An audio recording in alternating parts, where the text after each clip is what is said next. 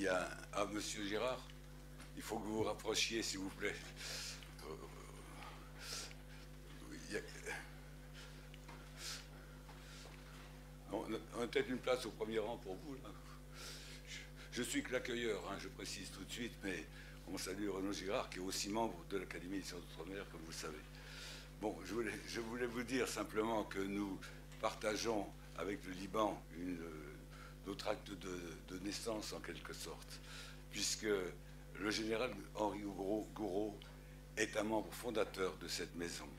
Et je n'ignore pas qu'il y a 2 ans, on aurait pu fêter le centenaire du Grand Liban, hein, et on le lui doit tout ce qu'il a fait pour que le Liban soit un pays viable, intéressant, etc., quels que soient les problèmes actuels. Donc je pense que c'est important. Et je voulais dire aussi que nous avons un passé de membres de l'Académie. Charles Leloup a été ici 28 ans, membre associé. Et aujourd'hui, nous avons un écrivain de chez vous, Alexandre Dajar, qui nous a rejoints.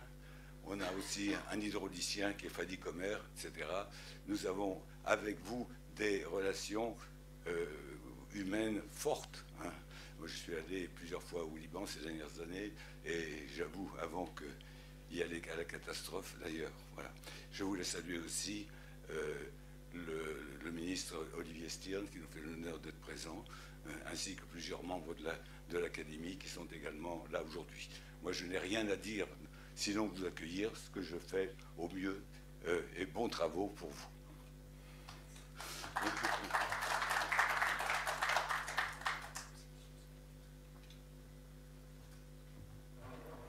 Merci, Monsieur le Secrétaire. Mesdames et Messieurs, chers amis, merci pour l'honneur que vous nous faites aujourd'hui en étant présents à ce débat. Le lendemain de la Journée internationale de l'émigré libanais, un long parcours et un engagement fort. Je voudrais d'abord commencer par vous adresser mes sincères remerciements au nom de l'Union libanaise culturelle mondiale en France, présidée par Madame Carole Koussaïri-Najjar, ici présente, ainsi que tous les membres du Conseil national et mondial. Je voudrais remercier l'Académie des sciences d'outre-mer pour l'accueil qu'elle nous réserve dans ses locaux pour discuter ensemble, nous et vous, amis du Liban, de l'importance des prochaines élections législatives au Liban en mai 2022, autour des 4 verbes, rappelant ainsi la devise de l'Académie, savoir, comprendre, respecter et aimer.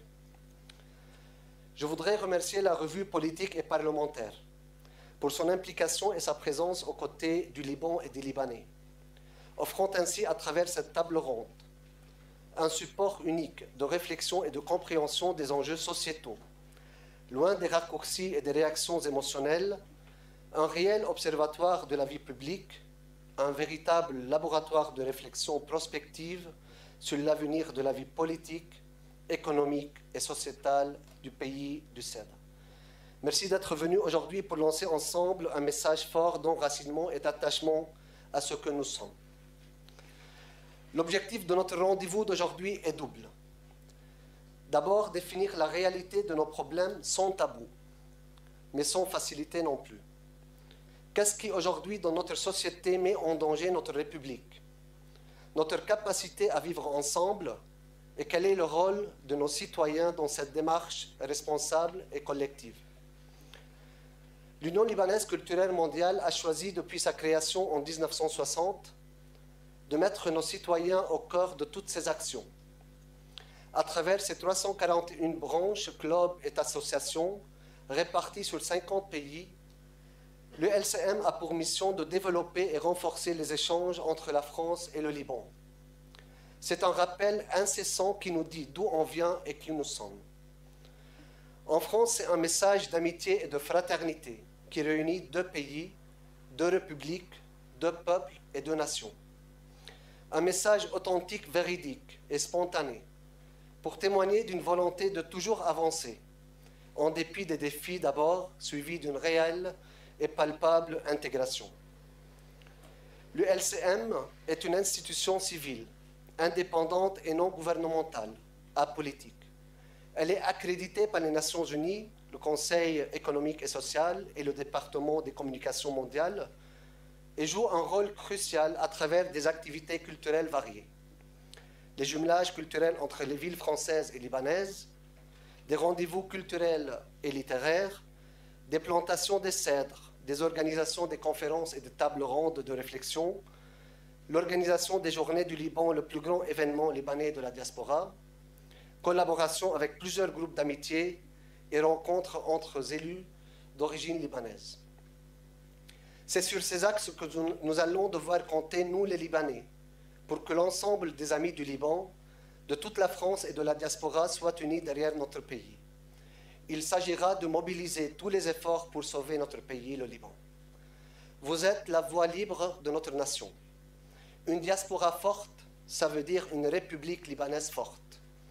Quant à la France est et restera un soutien historique et culturel qui connaît, consciente au nom de cette belle amitié historique, tous les défis que connaît le Liban et essaye au mieux, avec tous les moyens, d'accompagner notre pays vers une vraie démocratie et la liberté.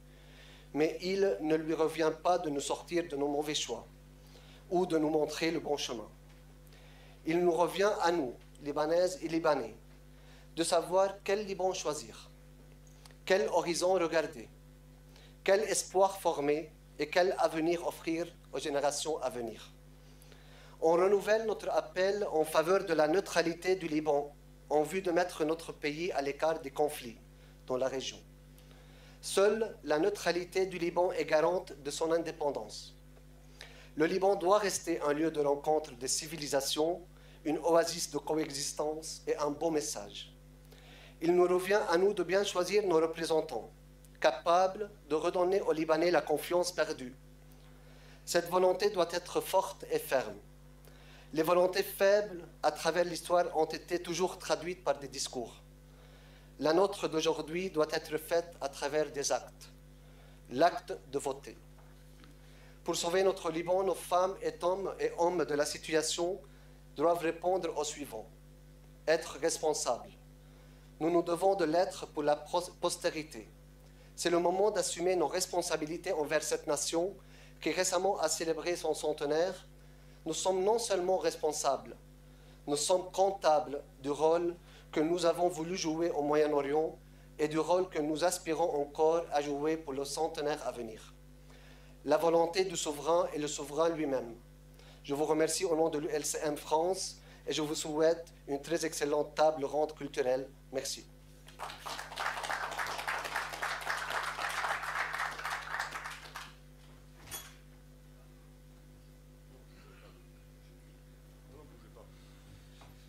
Mesdames, Messieurs, merci d'être présents parmi nous. La revue politique et parlementaire est bien évidemment très heureuse de s'associer à cet événement. Cher Pierre Génie, merci de nous accueillir. Cher Younan, merci d'avoir participé à l'organisation de cet événement. Alors je ne pensais pas en venant finalement ce soir être le plus ancien dans cette manifestation parce que la revue politique et parlementaire qui a consacré à l'occasion du 100e anniversaire du Grand Liban, un numéro autour du Liban, est finalement la plus ancienne. Elle est plus ancienne que le Grand Liban, et elle est plus ancienne que cette académie. Elle a été créée exactement il y a 124 ans. Alors, quelques mots peut-être sur notre revue. C'est une revue qui a été créée à la fin du 19e siècle, au moment où finalement la République n'était pas aussi assise qu'on peut l'imaginer, c'est-à-dire en pleine affaire Dreyfus, et cette revue s'était fixé plusieurs objectifs sous la houlette de Waldeck-Rousseau, président du Conseil bien connu, auteur de la fameuse loi, notamment sur les associations de 1901. Elle s'était fixé plusieurs objectifs. C'était d'abord une revue de défense de la République, à un moment où la République, encore une fois, était contestée de toutes parts, et il s'agissait d'affirmer un certain nombre de principes dans un moment politique qui était un moment politique particulièrement compliqué. Mais c'était surtout une revue qui finalement s'inscrivait dans un courant intellectuel qui est né après la guerre franco-prussienne de 1870. C'était une revue qui avait pour objectif, un peu d'ailleurs comme l'Institut d'études politiques avait été créé sur le même modèle en 1872 par Émile Boutmy.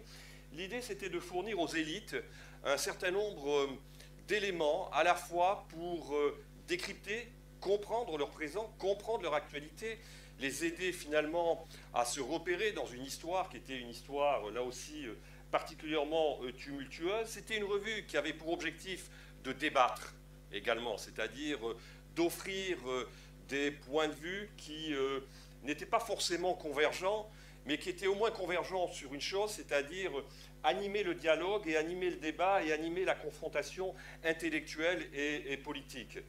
Et c'était enfin une revue qui se fixait pour objectif aussi d'aider les politiques dans la construction de la décision publique. Finalement, depuis plus de 124 ans, je crois que cette revue n'a jamais dérogé à cette règle. Elle a eu un certain nombre de contributeurs très célèbres, Hannah Arendt, Raymond Aron, le général de Gaulle, qui a fourni son premier texte dans une revue civile en 1933 dans cette revue. Et c'est une revue qui s'honore notamment, je le dis parce que ce n'est pas toujours une évidence, dans l'histoire de France, c'est une revue qui a, en 1940, décidé de ne plus paraître durant toute la guerre.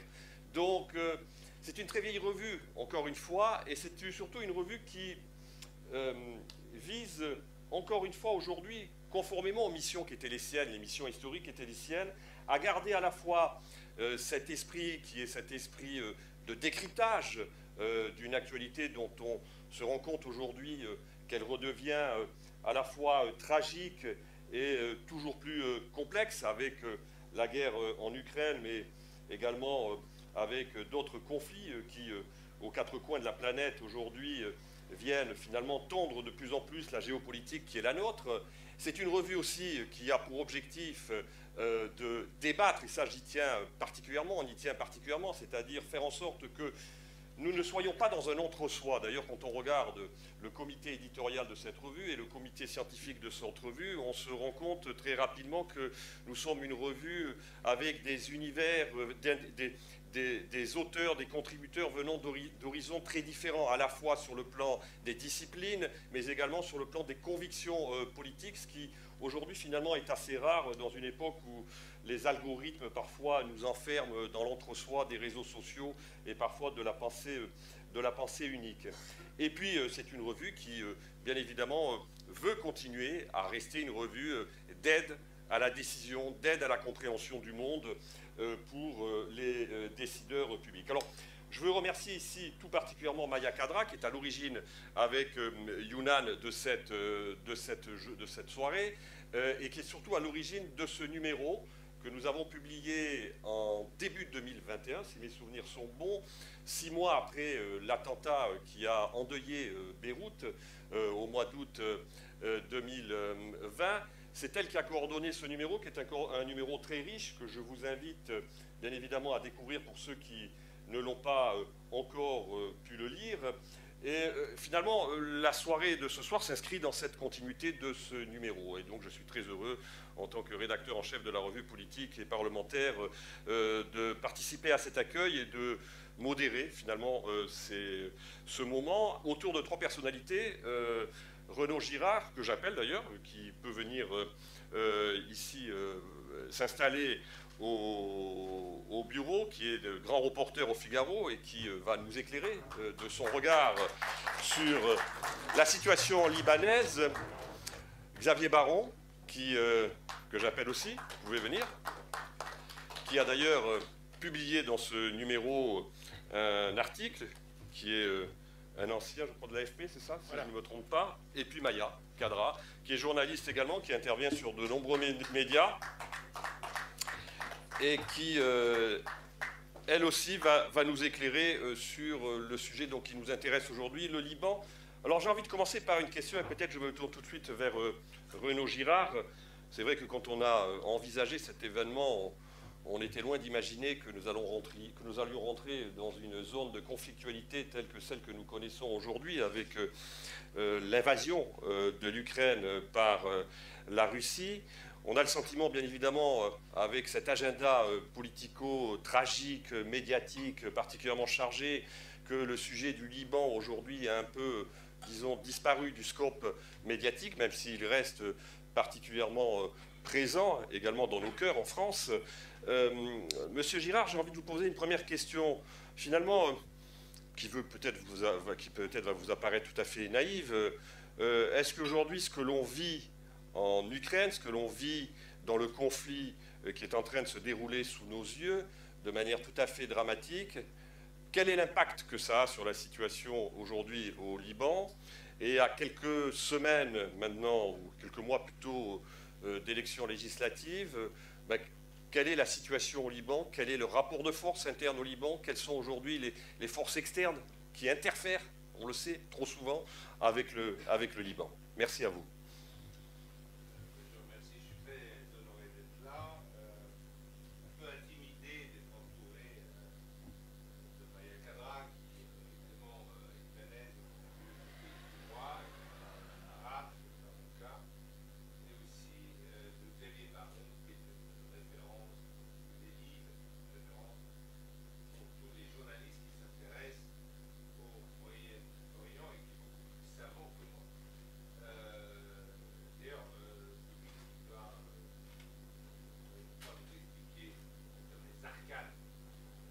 Politique, pardon, c'est lui qui va entrer dans les arcanes de la vie politique libanaise, qui m'échappe en partie évidemment, pas complètement, mais disons en partie. Et moi, on m'a demandé de parler de la politique de la France à l'égard du Liban. Pour répondre à votre question, cher Arnaud, je dirais qu'aujourd'hui, il y a eu une rencontre importante à la demande des Américains à Rome entre le conseiller national à la sécurité, qui s'appelle Sullivan, Jake Sullivan, américain, et son homologue, qui est le responsable des relations internationales au sein du Parti communiste chinois, M. Yang Jiechi. Et ce qui est très intéressant, c'est que les Américains ont très clairement demandé aux Chinois de ne pas aider les Russes à contourner les sanctions que les Américains et les Européens ont érigées, ont fixées après l'agression militaire flagrante de la Russie du 24 février 2022.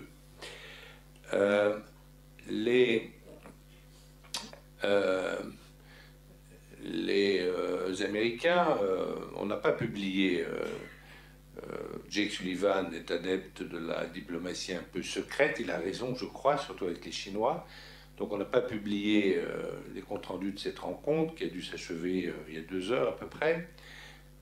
Mais on sait à peu près ce qu'il a dû dire. Il a dû dire vous ne pouvez pas accepter, vous ne pouvez pas cautionner une action militaire qui remet en cause les bases du droit international et de l'ordre international.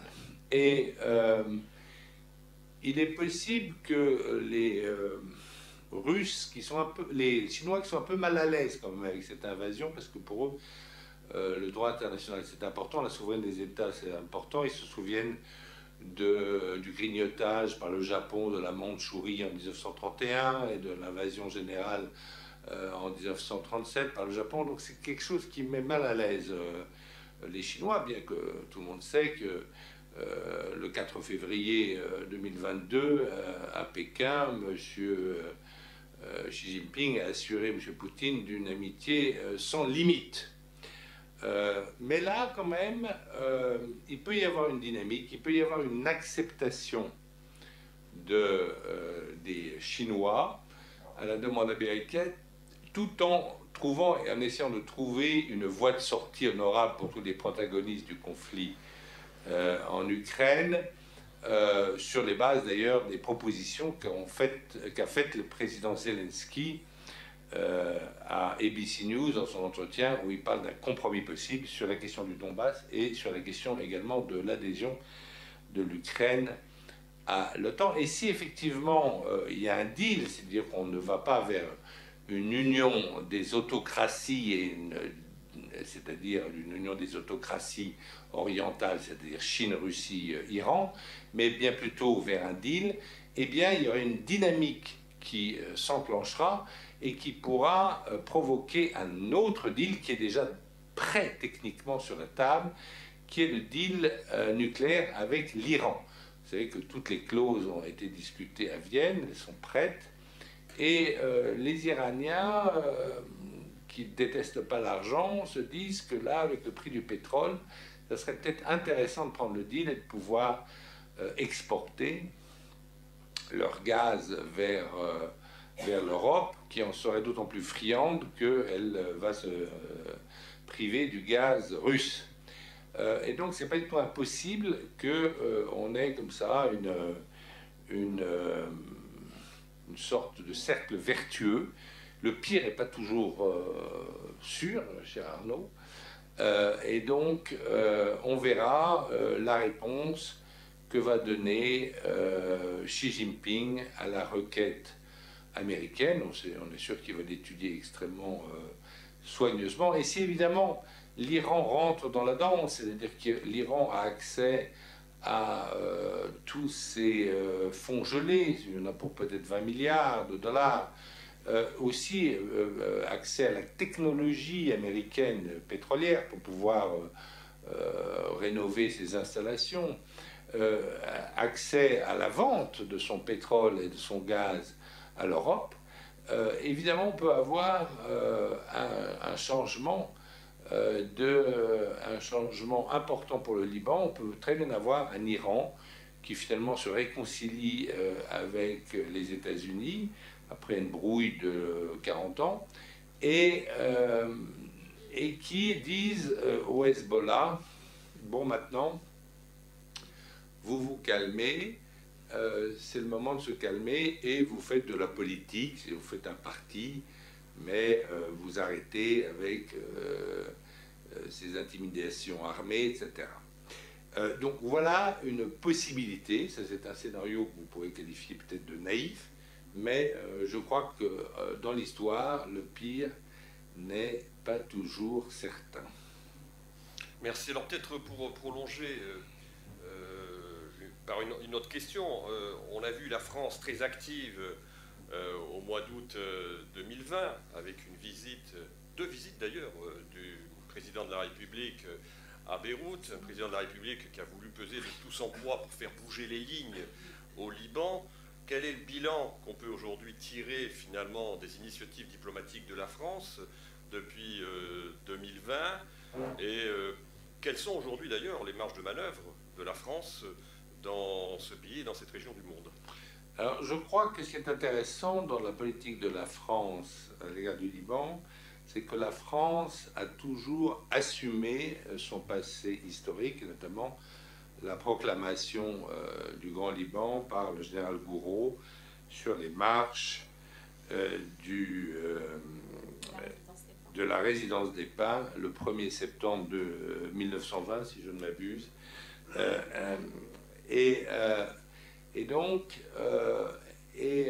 Donc a toujours été un peu protectrice, s'est sentie toujours un peu protectrice du Liban. Je vais vous donner des exemples. Alors, il y a évidemment Charles de Gaulle, qui d'ailleurs a été en poste au Liban, si je ne m'abuse, de 1930 à 1932, avec des responsabilités assez importantes, hein, puisqu'il était responsable du 2e et du 3e bureau, c'est-à-dire des renseignements et des opérations de l'armée française au Levant. C'est assez intéressant d'ailleurs quand il recevra fin juin 1940 le capitaine de Wavrin, c'est-à-dire Passy à Londres. Il lui dira assez rapidement vous serez dorénavant responsable de mon 2e et 3e bureau, vous pouvez disposer.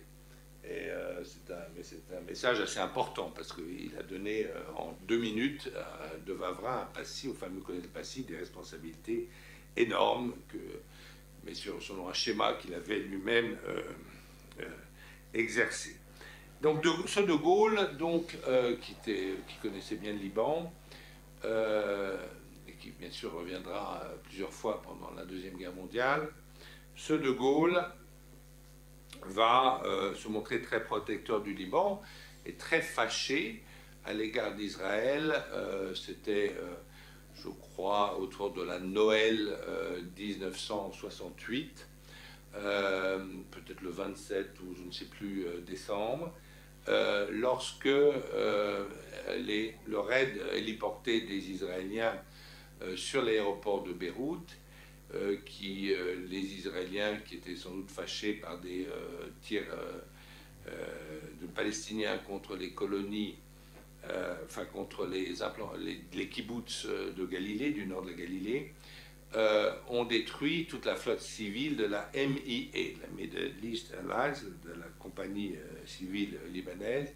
De Gaulle était très fâché de cet acte de violation de la souveraineté du Liban et a donc interdit à ce moment-là toute exportation, même des comment ça s'appelle, des pièces détachées des pièces détachées aux Israéliens, alors que toute l'armée israélienne à l'époque était équipée de matériel français.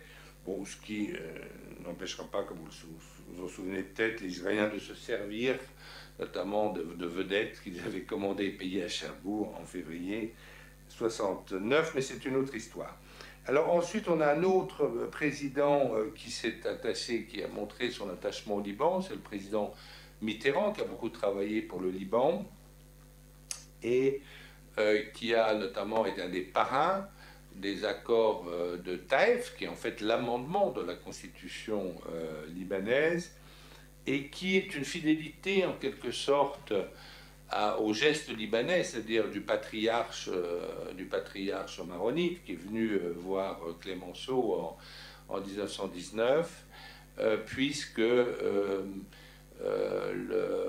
l'accord de Taïf a quand même le mérite de donner la moitié des sièges et des députés, des sièges ministériels aux chrétiens, alors que démographiquement, les chrétiens ne représentent plus la moitié de la population libanaise. Alors il y a aussi la protection, l'attachement qu'a montré le président Chirac lorsqu'il est allé après l'assassinat du Premier ministre, de l'ancien Premier ministre Rafik Hariri, si je ne m'abuse, qui était le 14 février 2005, sur la Corniche.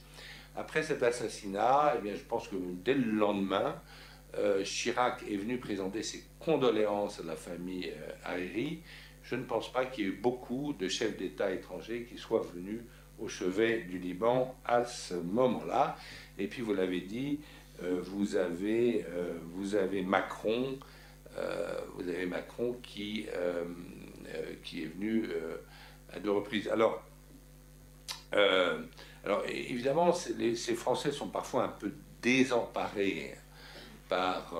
il y a d'autres exemples aussi de l'attachement de la France au Liban, la conférence de la Seine-Saint-Cloud de juillet 2007 organisée par Kouchner, etc. Enfin, on pourra en reparler si ça vous intéresse.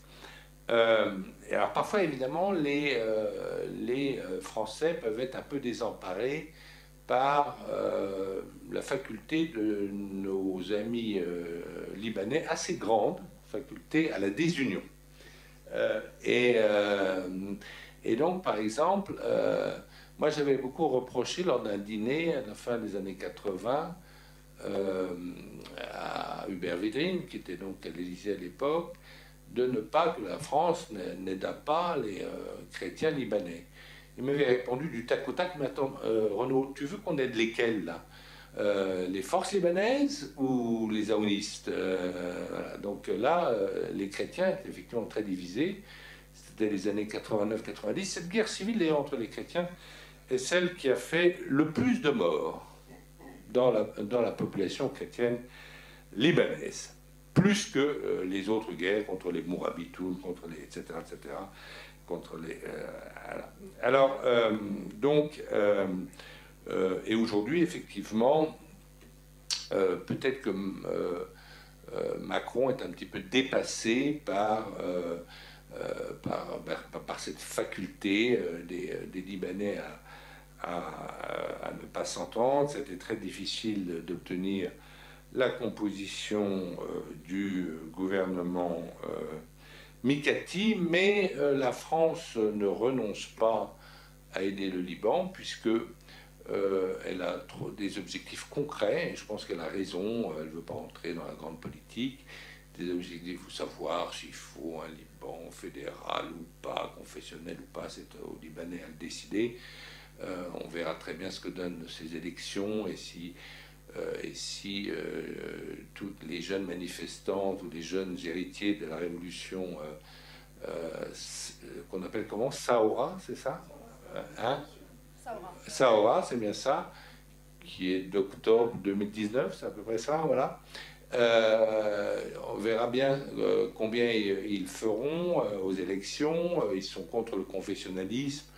On verra. Ils sont désunis aussi, eux. Ils ne sont pas unis, bien sûr. Ce sont des Libanais, donc ils sont désunis. Hein. Voilà. Et donc, on verra combien ils feront. C'est pas sûr du tout que le confessionnalisme soit enterré demain, mais ça, c'est aux Libanais, de décider. Alors la France, elle veut qu'il y ait des élections, ça c'est sûr, elle l'a dit. Pourquoi? Parce que le Liban, finalement, est le seul pays démocratique du monde arabo-musulman. Si vous en connaissez un autre, vous pouvez lever la main. Personne n'a levé la main, donc il n'y en a pas d'autres. Ok. Donc on est content qu'il y ait des élections dans ce pays. La deuxième chose, c'est je crois que la France est attachée. Bon, il y a évidemment au port de Beyrouth, à la réflexion après l'explosion, vous avez appelé cette explosion un attentat, mais c'est plutôt un accident pour le moment. Enfin, alors peut-être, voilà, c'est un accident. Alors peut-être qu'il y a eu effectivement et sûrement, effectivement, on se demande pourquoi il y avait tout ce matériel qui peut-être était destiné à des bombardements en Syrie, etc., qui était là, mais il n'y a pas de volonté. L'attentat signifie une volonté. Et il n'y a aucune preuve, vraiment aucune, que quelqu'un ait voulu mettre... voilà, c'est simplement... ce qui était dangereux, c'est d'avoir entreposé ce matériel qui était destiné sans doute aux Syriens dans ce port. Donc il y a le port, et donc ça, je crois qu'il y a les Saadés là, qui vont s'en occuper, c'est très bien, la CMA, CGM, le grand affréteur français, quoi, le grand transporteur maritime français, c'est très bien. Il y a plusieurs autres dossiers. Il y a bien sûr le dossier énergétique. Le président Mikati s'est entretenu, enfin, je l'avais vu quand il était venu à Paris, il m'avait dit que il avait des entretiens très, très productifs avec M. Lévy, le patron d'EDF, et donc il faut évidemment mettre une autre centrale et rénover la centrale qui existe au Liban, une centrale de production d'électricité, parce qu'il y a eu ce système un peu incroyable, c'est des barges turques qui étaient au large de... Bon, un peu n'importe quoi. Et puis, il y a surtout la réforme du système bancaire. C'est important parce que le Liban est un pays de commerçants, un pays de commerce, et il y avait 60 banques de dépôt. Alors peut-être que le Liban en a besoin d'une dizaine, voilà. 60 banques de dépôt, vous vous rendez compte. Et la France est prête à aider le Liban là-dedans, mais il faut qu'il y ait un audit, n'est-ce pas? Il faut qu'il y ait un audit. La banque Lazare essaie de s'en occuper. Il faut qu'il y ait un audit, puisqu'on ne peut pas obtenir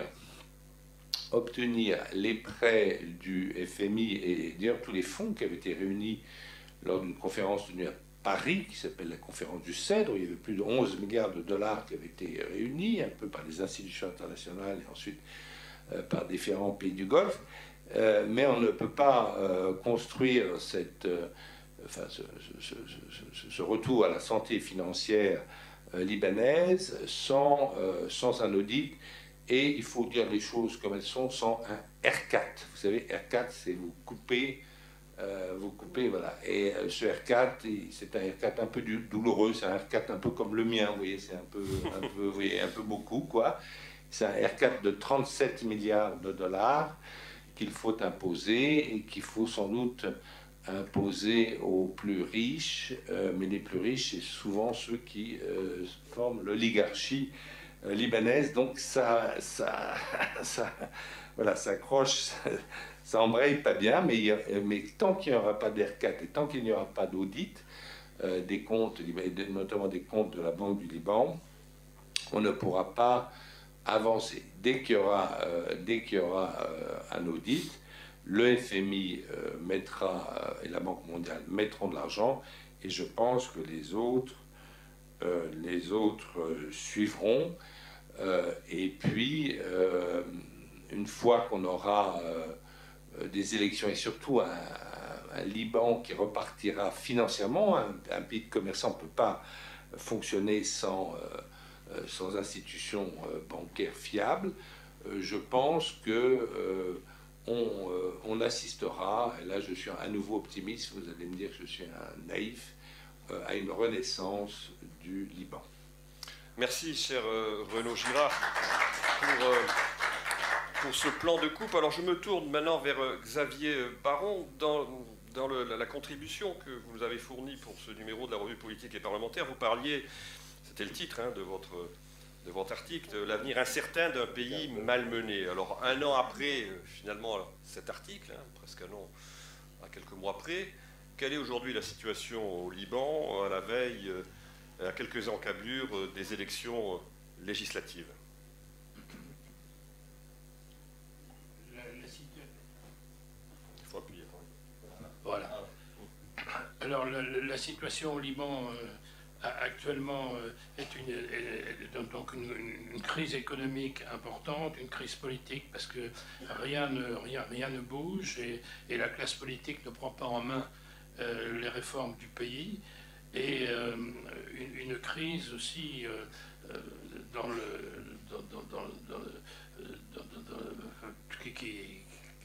qui se maintient année après année, une crise face au problème du Hezbollah qui est un handicap quotidien dans la vie normale, démocratique, politique du Liban. Par conséquent, est-ce que cette crise qui affecte les Libanais au plus haut point, puisque le niveau de pauvreté n'a jamais été aussi haut dans un pays qui ne connaissait pas une telle situation, est-ce qu'on peut espérer que 2022 va être une année de renouveau? Il y a des élections qui sont prévues, mais on sait la fragilité de ces perspectives électorales, et actuellement on a l'impression qu'on les prépare, mais il ne faudrait pas qu'il y ait un incident quelconque, involontaire ou volontaire, ne cherche à repousser ou à ajourner ces élections. Pourquoi ces élections sont importantes? Parce que après, comme Renaud le disait, après toutes ces manifestations qui ont eu lieu à partir de 2019, on sent bien qu'il y a une volonté de changement profond, mais faut-il encore qu'il puisse avoir lieu? Alors il faut que les élections puissent avoir lieu, il faut que la loi électorale permette le changement, il faut que le financement de la campagne électorale soit transparent. Donc il y a beaucoup d'inconnus encore, ce qui laisse beaucoup d'incertitudes. Le système qui va être appliqué pour les élections, on reste dans le système communautaire. Alors moi j'utilise plutôt le terme communautaire que confessionnel, parce que ce n'est plus aujourd'hui au Liban, le communautarisme n'est plus un problème de dogme, n'est plus un problème de prosélytisme. On appartient à une communauté, comme à une famille, comme à un clan, mais on est bien sûr avec des compatriotes de même religion, mais ce n'est pas la religion qui agit et qui domine la vie des communautés. Alors, cette situation, d'ailleurs, il faut préciser que quand on parle de communautarisme au Liban, il faut abandonner la vision française du mot communautarisme. C'est quelque chose de totalement différent. En France, le communautarisme cherche à se soustraire aux lois de la République, cherche à créer des cherchent à créer des communautés qui répondent à leurs propres normes, alors qu'au Liban, c'est l'inverse. Si on retire le communautarisme aujourd'hui au Liban, il n'y a plus d'État libanais. Tout repose sur le communautarisme, et ça, c'est pas d'aujourd'hui. Là encore, on entend souvent en France que le communautarisme a été créé au XXe siècle, voire même par le mandat français. Le communautarisme, finalement, il existe depuis que l'islam existe. Parce que lorsqu'aux premières années de l'islam, on a créé la catégorie des dhimmis, c'est-à-dire de ceux, la maison de la guerre, face à la maison de l'islam, on a ces dhimmis qui étaient tolérés, mais à condition d'être assujettis à la majorité musulmane, à condition de payer un impôt, voire même certaines fois à condition de porter certains vêtements, de marcher de tel côté de la rue et pas de tel autre. Donc le communautarisme est né à ce moment-là. Avant, il n'existait pas. Et puis ensuite, au cours des siècles, dans le Mont Liban particulièrement, qui était la région des Druzes et des Maronites, n'est-ce pas, après des incidents dans la première moitié vers 1840, on a créé un Kaymakana, deux exactement, un Druze et un Maronite. C'était la première fois que l'on divisait la population sur la base des religions. Et puis, de nouveaux incidents survenant, on a Chekib Effendi, qui était un ministre des Affaires étrangères ottoman, a édicté une règle qui était que le Mont Liban allait être géré par un conseil. Et pour la première fois dans l'histoire du Liban, ce conseil était formé de représentants religieux en tant que tels. Les 6 principales religions étaient représentées.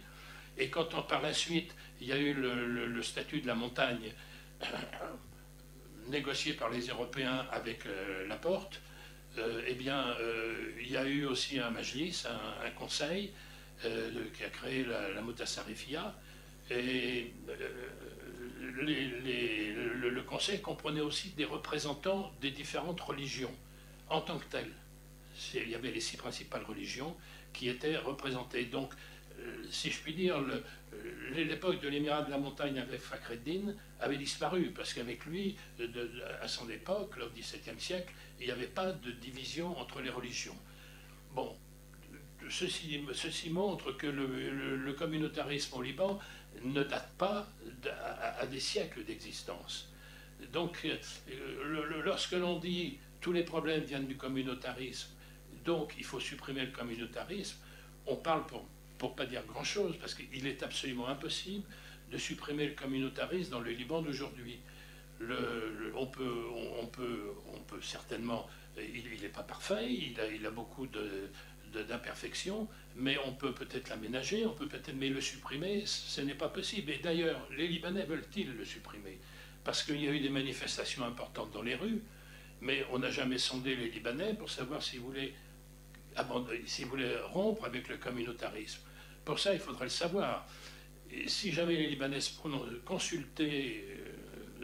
prononçaient pour un changement, il faudrait ensuite savoir qui fait le changement, qui fait le projet, quelle assemblée légitime. Parce que la légitimité du Parlement actuel est contestée, compte tenu de la façon dont se déroulent les campagnes électorales. Par conséquent, si un projet était adopté, il faudrait ensuite le soumettre au peuple libanais. Ça me paraît être basique dans un pays démocratique. Donc, supprimer le communautarisme, ça revient en fait, ça prendra en fait le temps d'une génération, grosso modo. Pour régler les problèmes actuels du Liban, c'est pas ça qui va régler les problèmes. En plus, le communautarisme a existé depuis des siècles, mais il n'a pas toujours eu les travers qu'il a aujourd'hui. Du temps du président Chehab, le communautarisme était tout à fait toléré et était régulé, ce qui n'a plus été le cas. Alors, on parlait de l'accord de Taïf. L'accord de Taïf a eu l'immense mérite pour les Libanais de mettre fin à la guerre en 1989, avec les amendements adopté en 1990. Mais enfin, ces accords de Taïf donc, ont mis fin à la guerre, mais il y a beaucoup d'imperfections, et il y a beaucoup d'incohérences, il y a beaucoup d'à peu près, d'approximations. On a vu par exemple ces derniers temps, pour la crise ministérielle, les accords de Taïf prévoient par exemple que la formation du gouvernement est réalisée par la signature d'un décret de formation par le président de la République et par le Premier ministre désigné. Bon, mais l'accord de Taïf ne dit rien si ces deux dirigeants ne sont pas d'accord. Or, c'est ce qui est produit. Et donc, on avait une crise qui a duré des semaines jusqu'au départ de Saad Hariri, parce que rien ne prévoyait le cas où le président de la République et le Premier ministre désigné n'étaient pas d'accord sur la formation du gouvernement. Et il y a beaucoup d'autres choses comme ça. Par exemple, Fouad Chehab avait fait en sorte que la fonction publique soit totalement dépolitisée. Et il avait créé un conseil de la fonction publique qui prévoyait que tout nouveau fonctionnaire devait passer un concours.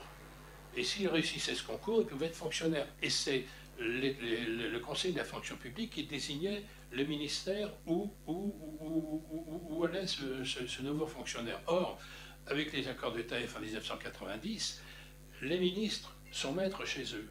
C'est-à-dire qu'il n'y a plus de concours pour être fonctionnaire, c'est le ministre qui désigne les fonctionnaires. Évidemment, comme les ministères sont politisés au Liban, c'est les partis, c'est les communautés, chaque ministre nomme des fonctionnaires de son opinion, qui lui sont affiliés.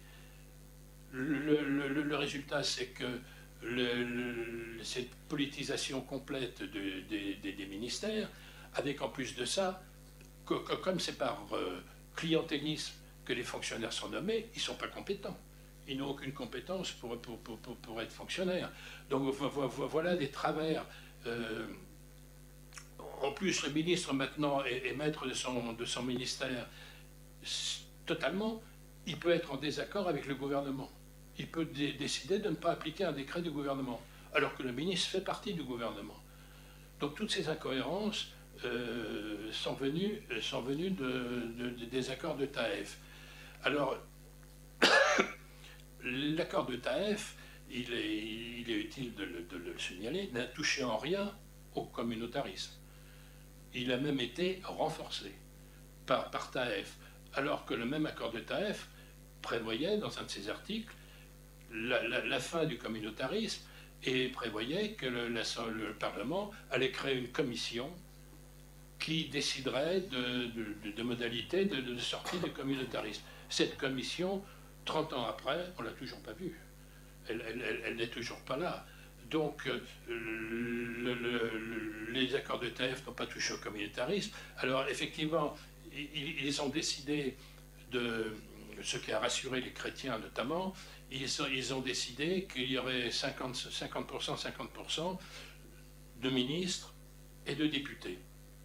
Ce qui satisfait évidemment les chrétiens, parce que ils sont assurés, ce que redoutent pour leur part les chrétiens avec la suppression du communautarisme, c'est qu'ils passent de minorité démographique à une minorité politique permanente. Parce que, comme vous l'avez dit, la majorité de la population étant musulmane, si on supprime le communautarisme, on va avoir une majorité musulmane. Alors, qu'est-ce qu'elle fera? Est-ce que c'est pour appliquer la charia?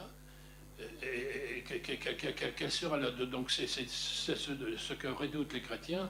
Donc ils sont très réticents à la suppression du confessionnalisme comme ça, sans garantie quand même que tout. Et finalement, on gardera une dose de communautarisme, parce que même si on supprime le communautarisme actuel, il faudra quand même des gages accordés aux différentes communautés. Alors, je pourrais... Oui, alors, un des aspects aussi du communautarisme, c'est donc l'attribution des fonctions ou des postes de dirigeants de l'État et à tous les niveaux, puisque ça va les quotas communautaires vont jusqu'au poste de fonctionnaire de première catégorie. Les manifestations donc, qui ont eu lieu depuis 2019 notamment portent sur la question justement de ces répartitions communautaires qui sont, il faut bien le dire, qui sont contraires à la Constitution. Parce que l'article 7 de la Constitution proclame l'égalité formelle, politique, juridique de tous les Libanais. Tous les Libanais sont égaux devant la loi et ils jouissent également des droits civiques et politiques et sont également assujettis aux charges et aux devoirs publics. Or, un chiite ne sera jamais président de la République. Un maronite ne sera jamais chef d'état-major de l'armée, un poste qui est réservé aux druzes, et ainsi de suite. Donc voilà un des problèmes que pose le communautarisme. Je ne suis pas d'accord, le chef d'état-major de l'armée, c'est un maronite. Hein, non, c'est le commandant-chef. Le chef d'état-major il est toujours druze, oui, toujours druze. Donc il y a un problème d'inégalité des Libanais devant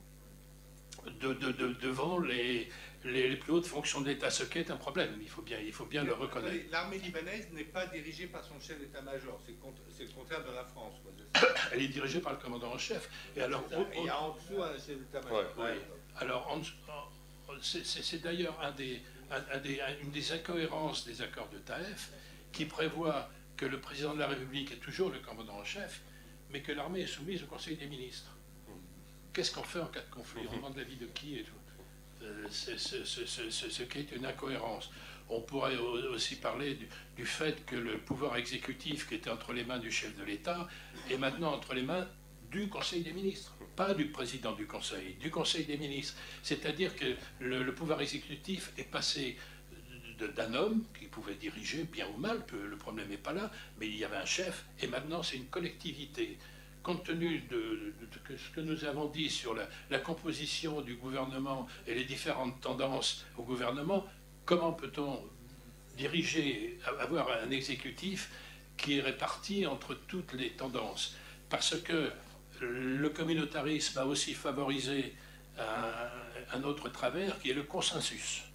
C'est-à-dire que la règle, c'est on gouverne par consensus. Alors, toutes les tendances sont au sein du gouvernement et il faut que tout le monde soit d'accord pour que quelque chose soit décidé. Ce qui assure d'un blocage constant parce que le fait qu'il y ait un consensus veut dire qu'il n'y a plus d'opposition, que le gouvernement n'est plus... Puisque tout le monde est au gouvernement, on ne va pas critiquer le gouvernement. Donc il n'y a plus de critique, il n'y a plus un contre-pouvoir, il n'y a aucun contre-pouvoir au Liban possible dans le système politique actuel. On va y revenir, et de toute façon, je pense qu'il y aura des questions et des commentaires et des observations. Alors bon, merci en tout cas pour cette description, et notamment d'insister sur le fait qu'un système institutionnel ne peut pas être détaché finalement du substrat culturel dans lequel il est produit. Ça, je crois que c'est un enseignement que l'on doit tirer de votre intervention. Mais moi, j'ai envie de poser une question tout de suite à Maya Kadra, qui, elle, nous parlera de la société civile libanaise. Elle a là aussi fourni un très beau texte dans le numéro de la revue politique et parlementaire. Mais juste une question, après tout ce que nous a dit Xavier Baron sur les difficultés qui sont aussi celles d'une démocratie, j'allais dire communautaire, comment peut-on finalement moderniser une démocratie communautaire sans finalement rompre ces équilibres qui sont très subtils et qui sont quand même de fait des équilibres de coexistence? Exactement, et je rejoins M. Baron avec cette idée de bannir le système communautaire au Liban, mais pourquoi faire surtout aujourd'hui, sachant que dans aucun pays, la suprastructure politique institutionnelle, la suprastructure, elle doit correspondre à l'infrastructure sociale et à une certaine infrastructure historique aussi. Et je rappelle aussi les événements de 1840, 1860, où il y avait un certain équilibre communautaire dans les conseils du Mont-Liban. Donc ça, c'est même l'ADN politique du Liban. La société civile aujourd'hui, la Sawra et tous les groupes qui ont été issus de la Sawra et les partis politiques de la Sawra, parce qu'il ne faut pas exclure des partis politiques de cette révolution, la révolution d'octobre 2019. Les jeunes ont des revendications, des revendications qu'on a pu entendre un peu dans les rues, à bas le système confessionnel, à bas le clientélisme, ça je veux bien, mais le système confessionnel, je pense qu'il y a un manque de culture, parfois politique au Liban, qui pousse une certaine génération, et on comprend, qui à juste titre, elle déplore les excès du confessionnalisme. Or, c'est des excès de surpuissance religieuse. Moi, je dirais aujourd'hui, surtout d'après, on est aujourd'hui le 14 mars 2022, le 14 mars 2005, c'était une journée historique au Liban où quand même on a vu des communautés s'unir à la place des martyrs à Beyrouth, 1 million, entre 1 million et 1,5 million autour d'une figure qui faisait le consensus et qui était transcommunautaire, je dirais, et pacifique. C'était celle de Rafik Hariri. Donc le vivre ensemble n'est pas une chimère au Liban et n'est pas un rêve aujourd'hui. Et le message essentiel aujourd'hui, c'est de dire que le Liban n'est pas une idée irrationnelle et n'est pas une idée irréelle. C'est un rêve, évidemment, mais un rêve qui nécessite que les manches soient retroussées et qu'on se mette à l'œuvre. Pourquoi aujourd'hui on est réunis autour de ce thème des élections? Parce que ce n'est pas un thème banal. Les élections au Liban, ça détermine tout. Ça détermine les équilibres politiques et pas communautaires. Parce qu'on voit bien que des alliances se nouent entre les communautés, entre des partis politiques. Des alliances se nouent entre des chefs de région aussi, si je puis dire, parce qu'il y a un substrat aussi féodal. Au Liban, le problème n'est pas le communautarisme. Aujourd'hui, on est face à un véritable enjeu. Que je pense que de plus en plus, cette jeunesse qui, au début, elle a brandi le slogan de la fin du confessionnalisme, aujourd'hui, ces jeunes-là, ils sont quand même conscients que le problème majeur aujourd'hui, c'est un problème étatique, c'est un problème civilisationnel. On ne peut plus continuer dans un pays où on a deux armées. Alors, on a l'armée officielle, c'est l'armée libanaise, nous avons des milices à côté. Il y a le Hezbollah, il y a d'autres milices aussi. Et certaines milices contrôlent des territoires entiers. Sur le territoire libanais. Il y a eu des résolutions votées au Conseil de sécurité des Nations Unies 1559, 1701, qui rappellent la nécessité de désarmer toutes ces milices. Aujourd'hui, si les différentes alliances au Liban et si les groupes de l'opposition ne tiennent pas compte de ces résolutions internationales, je trouve qu'elles sont sur une fausse piste. Parce qu'évidemment, tous les slogans progressistes un peu, très ambitieux, issus de la Sahara, et pas uniquement la fin du système communautaire, mais des droits basiques que je soutiens personnellement au Liban, comme le mariage civil, comme le fait de libéraliser les mœurs, comme le fait de donner davantage des droits à la femme au Liban. La femme au Liban, elle n'a pas encore beaucoup de droits, mais aujourd'hui, nous sommes... ou bien nous dansons un peu sur le cratère d'un volcan. Nous dansons, j'utilise un peu ce verbe, mais il a une connotation tragicomique au Liban. C'est un pays très festif, mais c'est un pays qui est toujours en contact avec le tragique. Si aujourd'hui, dans les urnes, on ne choisit pas le choix de la souveraineté au Liban, je pense que les jeunes se trompent dans leur choix. Je pense aussi que sur un plan stratégique, sur le plan aussi du Liban qu'on veut, on se trompe, et on se trompe aussi sur la vocation du Liban. La vocation du Liban qui est un pays message, tel que Jean-Paul II, le pape Jean-Paul II l'a dit, mais pas uniquement Jean-Paul II. Là, je viens en entrant, je vois Gabriel Anoto, qui était membre de l'Académie des sciences d'outre-mer et membre de l'Académie française aussi, qui, dans un des livres de Ristel Weber sur les traditions françaises au Liban, et là, on reparle des traditions françaises, il dit... La montagne libanaise n'est pas la montagne la plus haute au Moyen-Orient, la plus élevée, mais c'est la montagne la plus fière. Et je trouve qu'aujourd'hui, nous avons une responsabilité. C'est la responsabilité d'être surtout fidèles à cette fierté de notre montagne libanaise, à savoir le fait d'être ouvert à l'Occident, de ne pas être affilié à des axes régionaux et à être en réconciliation et en bon terme avec l'environnement arabe du Liban. Le Liban est un pays arabe, à face occidentale aussi, et c'est ça toute sa force, c'est le fait d'être un pont civilisationnel. Et l'enjeu principal dans ces élections est vraiment un enjeu civilisationnel et un enjeu existentiel, parce que si jamais on ne réussit pas à relever le défi de ces élections, à voter comme il faut, à voter utile pendant ces élections, je pense que les chances de la renaissance libanaise, et je partage votre constat plein d'espérance, l'espérance d'ailleurs est mon mot préféré dans la langue française, Mais si jamais on ne vote pas utile, je pense que le Liban, les chances de renaissance du Liban, elles s'amenuisent de plus en plus aujourd'hui. Et je rappelle que ces élections, pourquoi elles sont primordiales? Parce que déjà, il y a eu beaucoup de tentatives de les empêcher. Donc, premièrement, je cite concrètement, parce que j'ai fait un peu trop de littérature, il y a une loi qui a été proposée pour que les Libanais de la diaspora puissent voter avec un document qui atteste de leur identité, n'importe quel document, même un document périmé. Et ça, c'était pour faciliter d'une manière logistique, vu tous les délais de l'expérience en 2018 que ça a pris pour que les Libanais puissent avoir un passeport de l'ambassade, des différentes ambassades, pour qu'ils puissent voter avec ce document. Et beaucoup n'ont pas reçu leur document le jour des élections. Donc beaucoup d'électeurs qui étaient inscrits sur les listes électorales n'ont pas pu voter.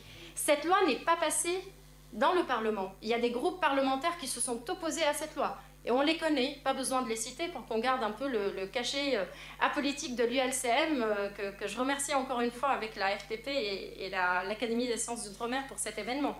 Donc ça, c'est premièrement. Deuxièmement, aujourd'hui, on nous sort à peine 1 mois et demi des élections, des idées quand même qui sont faramineuses. On parle au Liban, depuis longtemps, on a eu des bureaux de vote, en fait, comme dans tous les pays. Je vous rassure, il n'y a pas qu'au Liban. Hein. Dans le monde, exactement, oui. Et aujourd'hui, on a des propositions de méga-centers, un méga-centre pour voter. Un méga-centre qui nécessite déjà un budget énorme. Et on voit qu'au niveau des autorités, on se plaint déjà, peut-être que les élections n'auront pas lieu parce qu'on n'a pas assez de budget, sachant que le budget a été attribué pour tenir ces élections. Et on nous trouve un projet qui n'a pas encore de financement, proposé par les mêmes personnes qui se plaignaient de ne pas avoir de budget de tenir les élections. Ils veulent faire un méga-centre pour que les gens puissent voter dans ce méga-centre-là, des méga-centres électoraux. Donc que des écueils qu'on sème sur cette voie qui nous mène aux élections. Et je rappelle aussi qu'en 2018, beaucoup de fraudes électorales ont eu lieu. Et j'ai des exemples concrets aussi. Dans la circonscription qui a changé de face, même démographiquement, de Baalbek El Hermel, Baalbek, qui est un peu, après Zahle, une des villes capitales et les plus importantes dans la vallée de la Bekaa, la vallée très romaine et phénicienne au Liban. Le Hezbollah est majoritaire depuis quelques années là-bas. Démographiquement, il y a eu un changement de face de la région, culturelle, politique, etc. Les chiffres avancés par l'État sur le taux de participation dans cette circonscription, c'était 59%. Or, on voit dans certains bureaux de vote, je cite, bureau de vote numéro 102, dans un village qui s'appelle Kneissé, on a eu un taux de participation de 96%, complètement illogique avec les 59% de taux de participation. Dans le bureau numéro 105 de Kneissé aussi, on a eu un taux de participation de 102%. Dans le village du Nabi Osman, nous avons eu 103%, avec plein de défunts qui sont sortis de leur... Vous savez que c'est des taux de participation qui feraient rêver en France. Hein. Ah oui, ça pour renflouer quelques candidats, oui, je n'ai aucun doute. Je n'ai aucun doute. Et donc même des morts ont participé, et ça c'était complètement hallucinant. Et des candidats qui ont été faire leur campagne, les candidats de toute tendance comprise, tous, se sont mis d'accord sur un constat, c'est que la diaspora qu'ils ont rencontrée et qui était inscrite sur les listes électorales dans les pays de la diaspora, a dit, et il y a eu beaucoup de témoignages, il y a des urnes qui ne sont pas parvenues au Liban, il y a beaucoup de votes qui sont, peut-être, ils se sont noyés dans l'océan entre les États-Unis et Beyrouth, etc. Donc il y a eu une fraude électorale massive, et malheureusement, le comité de surveillance de ces élections de l'Union européenne a fait un rapport, évidemment dans la bureaucratie européenne, respectant bien les critères d'un rapport de l'UE, déplorant toutes ces fraudes, etc. Mais rien n'a été fait après. Il y a eu des fraudes massives. Aujourd'hui, on a donc cet enjeu électoral, il y a un enjeu et une responsabilité, je pense, internationale aussi, une responsabilité de l'Union européenne, une responsabilité de la France aussi dans ce processus électoral, parce qu'il en va de la crédibilité de tous ces pays, avant qu'il n'en aille de la survie du Liban, il en va de la crédibilité de la France, de l'Union européenne, c'est de faire un véritable travail de surveillance, d'audit de ces élections. Et je pense que ces élections ont vraiment une chance de, au moins, changer les équilibres. On sait très bien qu'aujourd'hui, les pourparlers avec la Banque mondiale sont suspendus jusqu'à nouvel ordre. jusqu'aux élections, puisqu'ils veulent savoir avec qui ils veulent dialoguer. Et donc il y a un enjeu principal. Si vraiment les Libanais veulent changer, que chacun vote pour qui il veut, mais qu'il vote quand même pour qu'on puisse faire avancer ce pays. Merci, merci Maya. Alors, si vous voulez bien, parce que le temps passe, on va peut-être passer aux questions, aux observations, aux commentaires. Première question là, monsieur. Si vous pouvez juste vous présenter comme ça, et voilà. Alors. Voilà, tenez, il y a un micro. On vous tend un micro, c'est toujours utile. En règle générale, pour se faire entendre, c'est mieux. Voilà. Ah, ouais, alors peut-être relever le petit... Voilà. Ouais, il était très près, mais... Alors un autre micro, ou sinon prenez votre plus belle voix de stentor et essayez... Voilà, allez-y, en attendant. Voilà, je crois que ça marche. Allez-y. Bonsoir. Tout d'abord, merci pour l'invitation. Merci pour l'académie qui nous a accueillis ici. Merci pour les organisateurs. Donc, je me présente, Elie Abdelhaye. Je suis du Parti des forces libanaises. Comme ça, au niveau politique, ça situe les choses. Je voudrais tout d'abord saluer M. Baron par sa connaissance profonde pour les subtilités de l'accord de Taïf et du système politique libanais. C'est rare les gens qui connaissent ça. Donc aussi, Mme Khatra, je la remercie, elle a pointé de doigt le problème au Liban, c'est la bipolarité entre l'armée libanaise et le Hezbollah qui déstabilise tout le pays. Je suis d'accord avec elle. Et là, je me retourne vers monsieur le grand journaliste et le reporter de Figaro, monsieur Girard. Et je suis tout à fait d'accord avec vous, pour l'esprit critique de la désunion au Liban. Mais ça a une histoire. C'est une histoire par rapport à l'Ottoman qui a préservé les familles féodales. Vous avez cité l'intervention au Liban à plusieurs reprises pour aider le Liban. Et on remercie, on ne peut pas ne pas remercier la France. Par contre, là, vous avez cité les accords qui se passent actuellement entre l'Iran et les États-Unis, entre les États-Unis et tout le monde. Donc, il y a pas mal de choses qui se passent actuellement au niveau géopolitique régional et international. Et on a les élections au Liban qui sont maintenant un peu aux oubliettes. Qu'est-ce que la France peut faire sans s'ingérer dans la vie politique libanaise pour aider le Liban à passer ces élections d'une manière vraiment démocratique pour qu'on puisse rêver à changer cette classe corrompue et, on va dire, au bout de l'Iran. Merci. Alors, si vous voulez que je réponde à cette question, tout ce qui a été dit sur le Hezbollah, sur le fait que, après les accords de Taïf, la paix venue, toutes les milices se sont dissoutes sauf le Hezbollah, que le Hezbollah prétend incarner la résistance face à un Israël qui n'a absolument pas envie d'envahir le Liban. Alors ils ont trouvé les fermes de Sheba pour trouver un prétexte. Enfin, bon, c'est pas très sérieux. Évidemment, c'est un fait. Mais on n'arrivera pas. Le Hezbollah est quand même une force politique très importante au Liban. Et donc il ne faut lui pas dire. Quand vous parlez avec des chrétiens libanais, ce qui m'arrive très souvent, et ce qui m'est arrivé lorsque j'ai fait un long séjour en juin dernier au Liban, ils vous disent, parce qu'on leur demande, mais attendez, la force du Hezbollah, c'est quoi, grosso modo? Est-ce qu'il est plus fort que l'armée ou il est moins fort? Je parle bien de chrétiens libanais. Ils disent, ah non, il est plus fort que l'armée. Alors, je leur demande, mais est-ce qu'il pourrait prendre demain le Liban militairement? Bien sûr qu'il pourrait prendre le Liban militairement, ce serait peut-être pas une bonne idée, mais il pourrait. Donc, ils se retiennent. Donc, en fait, c'est quand même une force très importante, et on ne peut pas, et même une force démographique importante, et donc on ne peut pas concevoir d'accord politique au Liban sans parler avec le Hezbollah. Ça ne sert à rien de dire, comme nos amis américains le font, c'est un parti terroriste. Une fois qu'on a dit ça, bon voilà, oui, alors donc 35% de la population sont des terroristes, très bien, et on fait comment? Alors on veut se débarrasser du Hezbollah, très bien, mais on se souvient, parce que moi j'ai couvert cette guerre, on se souvient que la force militaire la plus importante du Moyen-Orient, celle qui a battu tous les pays arabes réunis, alliés à plusieurs reprises. Cette force militaire la plus importante du Moyen-Orient, elle a promis, d'ailleurs, j'étais là, le 12 juillet 2006, qu'elle allait débarrasser le Liban, se débarrasser du Hezbollah. Voilà. Elle allait purger, n'est-ce pas, le Hezbollah de la région. Elle a dit ça. Voilà. Cette puissance militaire qui s'appelle Israël, elle est rentrée au Liban, etc.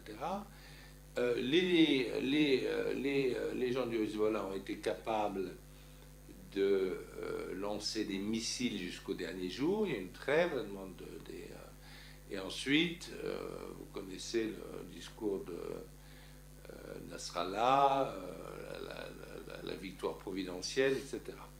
Donc, en fait, Israël a renforcé la puissance du Hezbollah.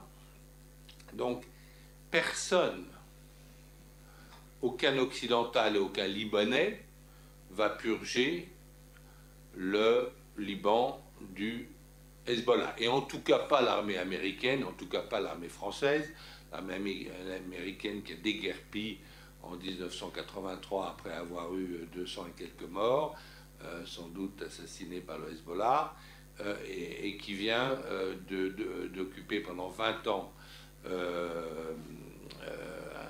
pays aux mains d'islamistes, enfin pas chiites, mais cette fois sunnites, qui sont les talibans, et qui vient de leur rendre le pouvoir sur un plateau d'argent après être venu militairement les déloger 20 ans auparavant. Donc le Hezbollah, il va rester là. Et alors comment peut-on l'intégrer dans la vie libanaise? Effectivement, les Libanais savent s'unir. Maya nous a parlé, elle a eu raison de cette très belle manifestation du 14 mars. Mais il y en avait une avant qu'elle n'a pas citée, qui était le 8 mars, qui était quand même assez importante. Moins importante, on peut le dire, que le 14 mars, mais moi j'ai assisté aussi à la manifestation du 8 mars. Je peux vous dire qu'il y avait quand même un tout petit peu de monde. Et c'était évidemment une manifestation pro-syrienne. Il y avait beaucoup, évidemment, des gens du Hezbollah qui agitaient certains drapeaux jaunes du Hezbollah, mais aussi beaucoup de drapeaux libanais. Hein. Il faut vous dire les choses telles qu'elles sont. Et donc, il faut essayer de faire en sorte que ce Hezbollah revienne à une pratique normale de la politique. Alors, comment on peut faire? La chance, c'est que le Hezbollah, ils ont un patron. Voilà, c'est comme l'église chiite, vous savez, c'est structuré, quoi. Et donc les chiites, c'est l'avantage sur les sunnites, c'est qu'ils sont structurés. Et donc ils ont un patron. Ce patron, c'est l'Iran. Et d'ailleurs, quand vous allez, ce qui m'arrive à Beyrouth, c'est des dirigeants du Hezbollah qui vous reçoivent dans leur salon. On voit ni leurs femmes ni leurs filles, mais on voit des portraits. Alors il y a le portrait de l'imam Khomeini et il y a le portrait de l'Ayatollah Khamenei, du guide. Il y a deux portraits en fait dans le salon, il n'y en a pas d'autres, il y a deux portraits. Voilà, ce sont ces deux-là, donc les choses sont assez claires. Donc, si vous obtenez de saisir, et c'est ce que essayent sans doute de faire aujourd'hui les Américains, l'administration Biden, si vous dites aux Iraniens, bon écoutez, vous avez peut-être un peu des problèmes avec votre jeunesse et quand même pas mal de mécontentement chez vous, vous êtes très pauvre, vous pourriez être en fait, avec tout le gaz que vous allez péter de thunes comme ceux que vous détestez, là, les Saoudiens, et les Émiratis, etc. Eh bien, voilà, vous calmez, vous renoncez un peu à votre axe chiite, Téhéran, Damas, Beyrouth, Sanaa, très bien. J'ai oublié, oui, Bagdad, bien sûr, Téhéran, Bagdad, Damas, Beyrouth, Sanaa. Vous renoncez un peu avec la chiite et vous redevenez une très grande puissance commerciale au Moyen-Orient, c'est évident. Mais vous laissez. Et ça, c'est quelque chose qui peut être envisagé, il ne vous a pas échappé, qu'en Iran, vous avez eu des manifestations qui disaient mais arrêtons de dépenser de l'argent en Syrie, c'est pas chez nous, on veut des infrastructures chez nous au Liban. Donc je pense que la solution, et je pense que M. Macron a eu raison de parler aux Iraniens pour essayer, pour aider à la constitution du gouvernement Mikati, qui n'a pas fait grand-chose, mais qui maintenant au moins se réunit. Voilà, il fait des petites choses. Et il faut prendre, comme disait De Gaulle, les réalités telles qu'elles sont. Ben, les réalités, c'est que voilà, c'est qu'on ne fera pas de politique. On ne peut pas se débarrasser au Liban. C'est très regrettable, mais c'est comme ça. On ne peut pas se débarrasser au Liban du Hezbollah d'un coup de baguette magique. On peut sans doute, grâce aux discussions avec les Iraniens, qui sont des êtres quand même rationnels et qui ont montré une certaine rationalité dans les négociations qui viennent de se dérouler à Vienne, on peut sans doute obtenir une intégration des chiites libanais. Si, lors des élections dont a parlé Maya, une majorité des chiites néglige M. Berry, néglige le Hezbollah pour voter sur des listes non confessionnelles ou pour élire un chiite et ses amis, M. Hassan El-Husseini, sur la partie, je dirais, chiite légaliste du Liban, eh bien, tant mieux, mais on verra. Merci. Alors, je crois que Maya, après, j'ai vu qu'il y avait deux questions. On va les prendre. Peut-être Maya voulait apporter un complément ou réagir. Oui, juste un petit...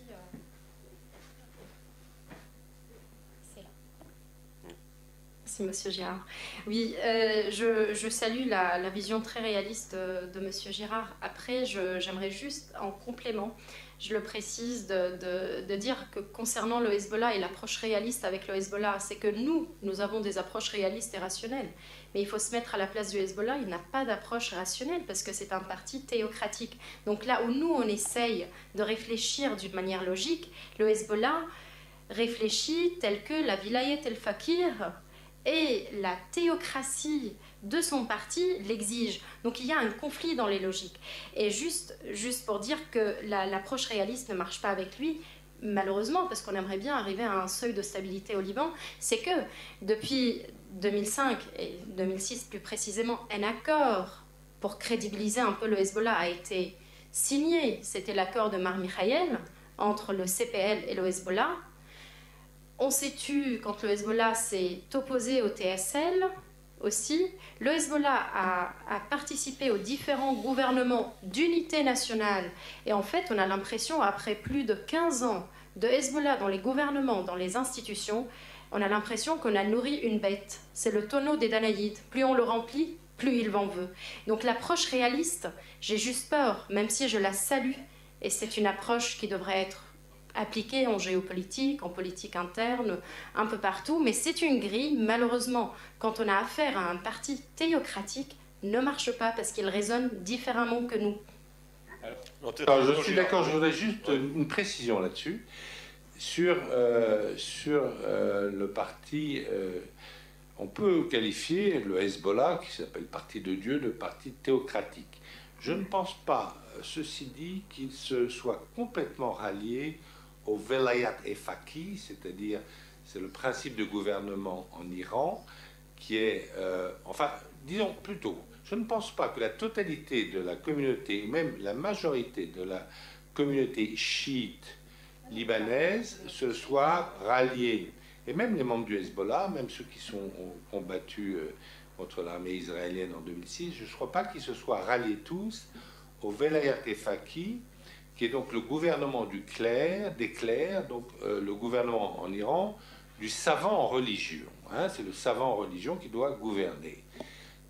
Pourquoi ? Parce qu'il y a eu quand même un très grand ayatollah au Liban, révéré par tous les chiites, qui est l'ayatollah Fadlallah, qui lui était opposé, n'est-ce pas, au Velayat et Faki, de même qu'aujourd'hui, le plus grand ayatollah du chiisme, si vous en connaissez un plus grand, vous levez la main, qui est l'ayatollah Sistani. L'ayatollah Sistani en Irak est opposé ouvertement au Velayat et Faki.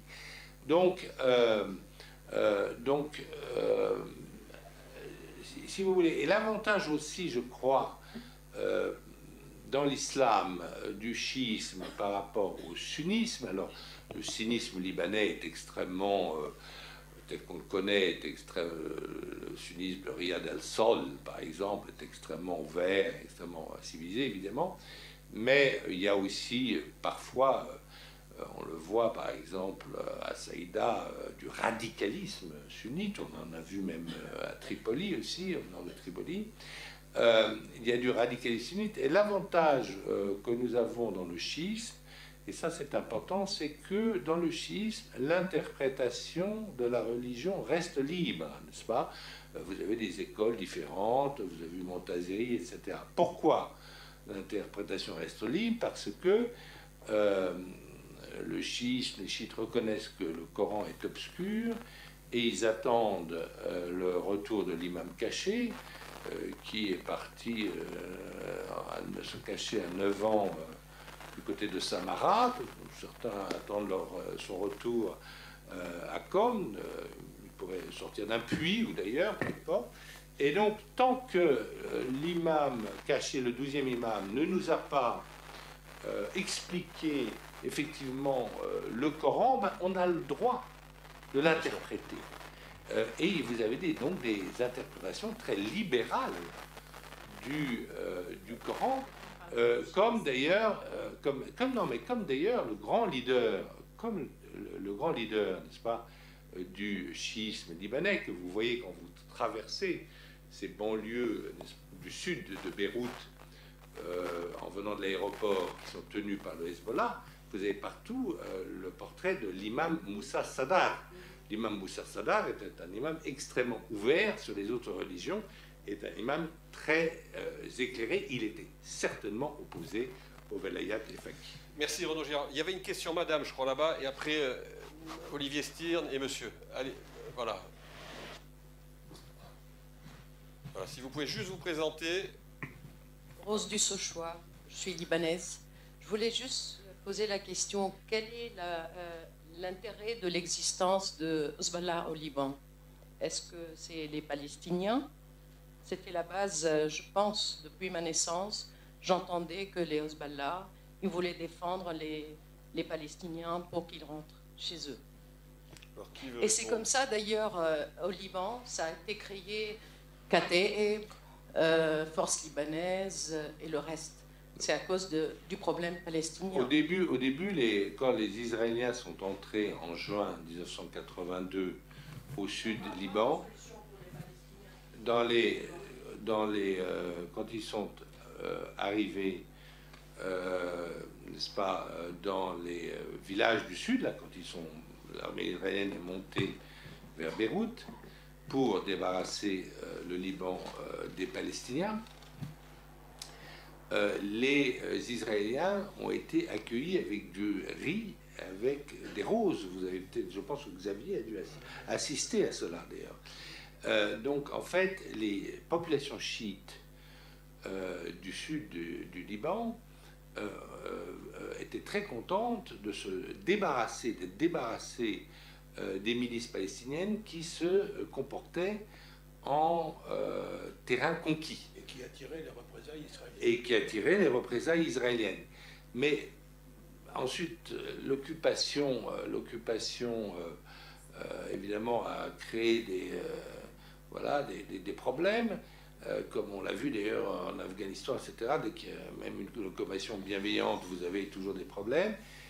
Et puis, c'est vrai que les gens des services iraniens ont très bien joué leur jeu pour s'infiltrer au sein de la population chiite. Mais je crois que, en fait, les chiites libanais,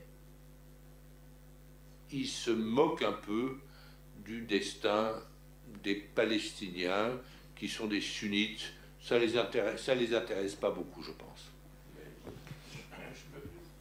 Je veux juste ajouter une chose curieuse, c'est que le Hezbollah comme le Hamas sont finalement des créations israéliennes. C'est-à-dire que le Hezbollah n'existait pas avant l'invasion du Liban en 82, et c'était pour combattre les Israéliens et pour s'opposer au Hamas qui, pour un certain nombre de mouvements radicaux chiites, était beaucoup trop accommodant. Par exemple, le Hamas avait accepté le cessez-le-feu en 82, ce qui, pour des chiites, certains chiites, était inacceptable. Donc, il y a des Pashdaran qui sont venus à Baalbek pour former le Hezbollah, pour créer, avec Husseini, pour créer le Hezbollah, qui est donc né de l'invasion israélienne. La même chose, le Hamas à Gaza n'existait pas, ou était une association religieuse, jusqu'à ce que les Israéliens, pour combattre Arafat et pour combattre le Fatah, a décidé d'aider et de permettre l'expansion du Hamas. Donc ces politiques à court terme font qu'à long terme, on ne sait pas ce que ça va donner. Merci. Je crois qu'il y a une question de monsieur Stern, après monsieur, allez-y.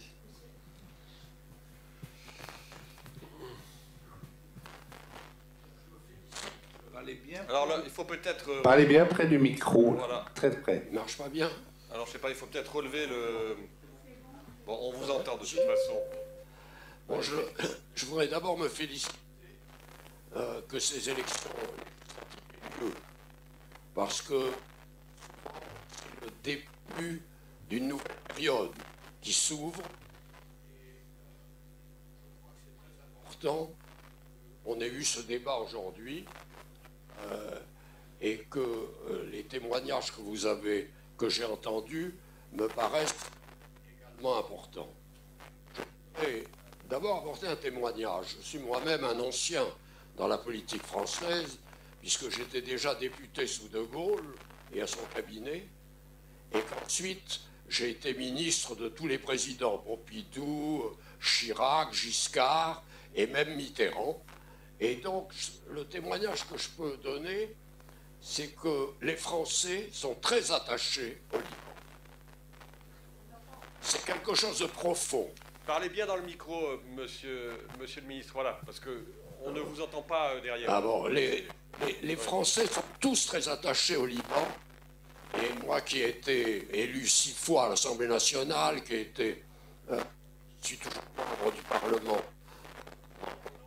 membre quand même et assistant à pas mal de réunions, je peux dire que les politiques français, de droite ou de gauche, souhaitent que le Liban connaisse un nouveau départ.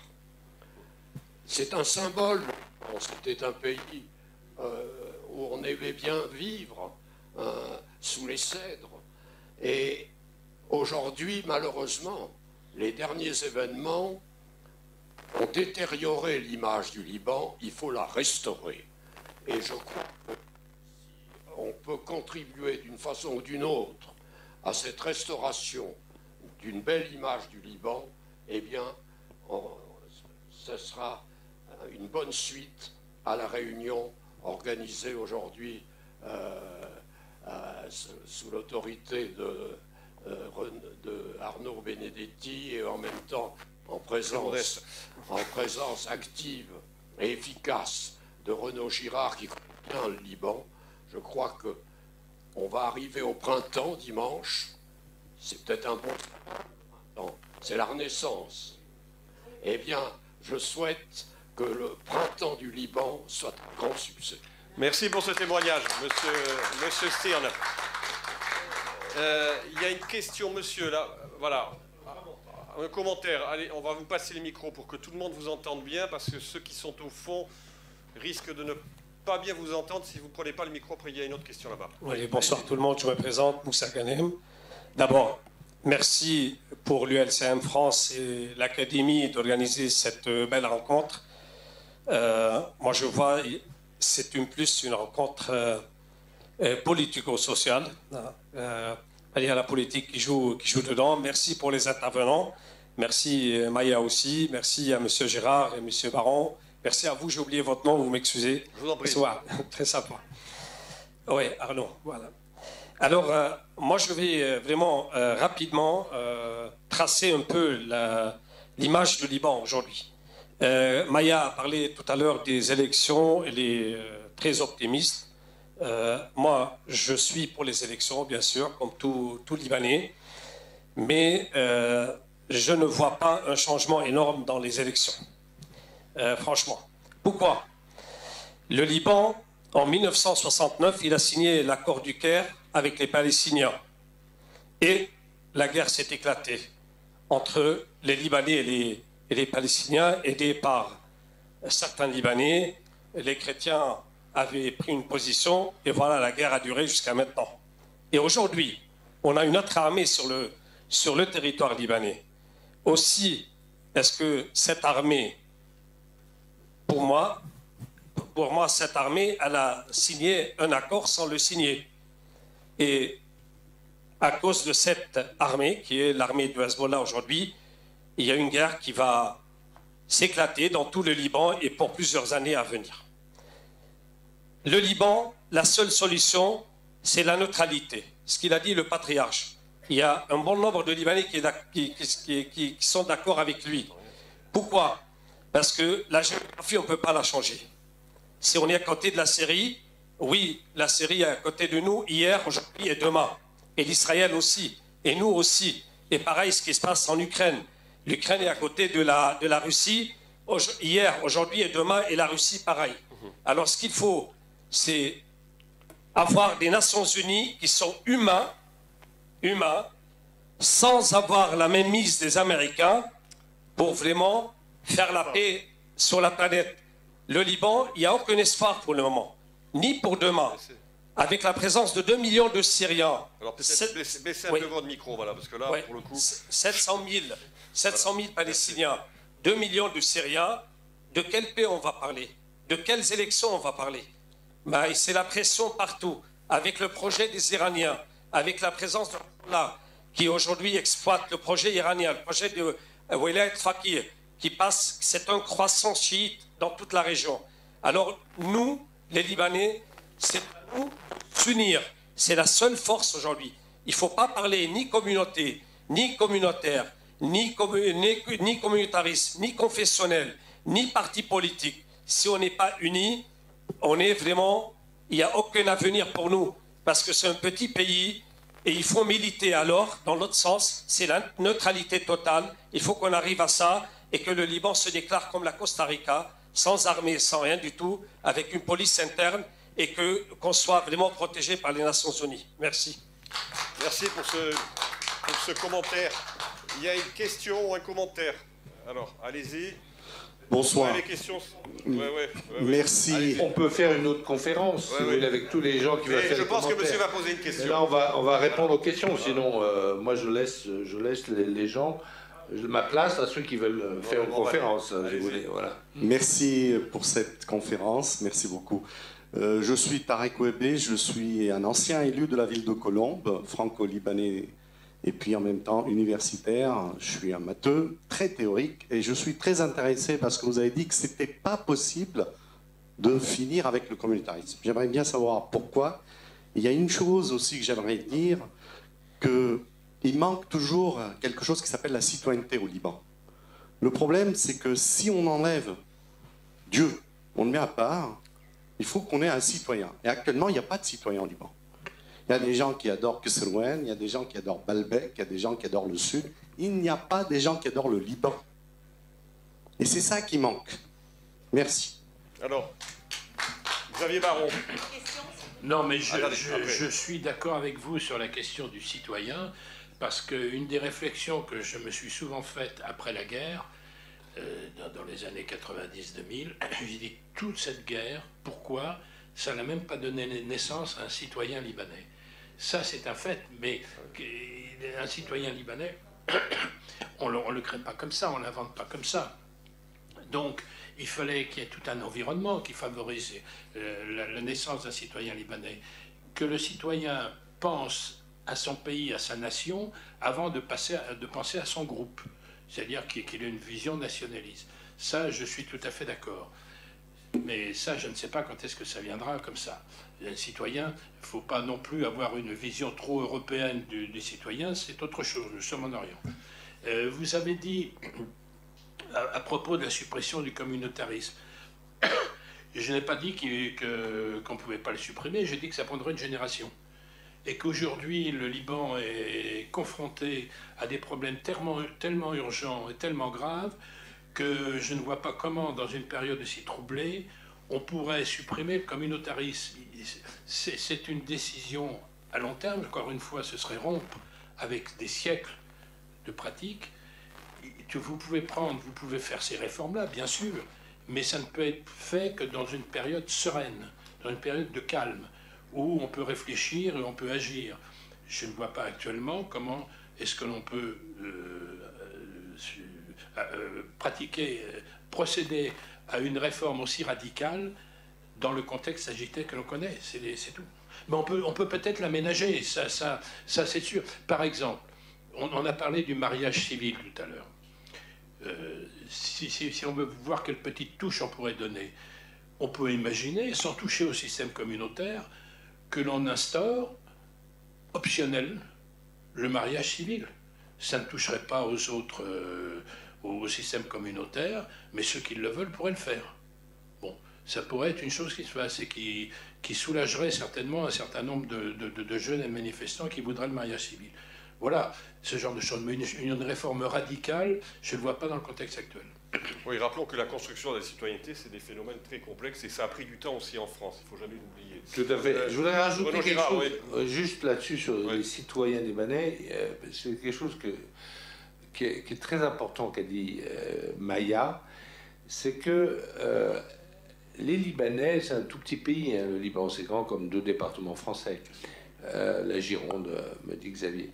Et donc, mais le Liban, c'est plus que ça. C'est plus que la Gironde. C'est une idée du Liban. Ce sont les Libanais et c'est l'importance de la diaspora. La diaspora libanaise, c'est très important. Et nous, Français, ce que nous pouvons faire, c'est encourager, Maya en a parlé, encourager cette volonté d'avoir, je dirais peut-être une citoyenneté dans le monde, n'est-ce pas, des Libanais. Et effectivement, c'est très important et nous pouvons encourager le fait que cette diaspora puisse voter. Je suis effectivement, on n'a pas besoin d'avoir une carte d'identité, vous l'avez très bien dit, qui était, enfin, je sais pas, chez nous, la carte d'identité n'est plus valide au bout de 10 ans. Je ne sais pas, je ne connais pas le cas pour le Liban, mais effectivement, une pièce. Il faut une carte d'électeur en France. Voilà, une carte d'électeur, mais il faut une carte d'identité basée sur une carte d'identité qui est valide. Hein. Vous ne pouvez pas vous montrer aussi votre carte d'identité. Donc ça, c'est très important et nous pouvons militer auprès de nos amis libanais et auprès des différents pays où les Libanais ont des ambassades et des consulats pour permettre l'expression des Libanais issus de la diaspora, parce qu'effectivement, c'est un pays quand même qui est assez aride, etc. Et évidemment, beaucoup de Libanais ont dû s'expatrier, ou d'ailleurs, ils ont réussi remarquablement. Hein. Vous avez remarqué qu'en Amérique latine, le nombre de Libanais qui ont été présidents des différents pays d'Amérique latine est très important. Merci. Alors, est-ce qu'il y a encore une question? Non? Ah, monsieur? Allez.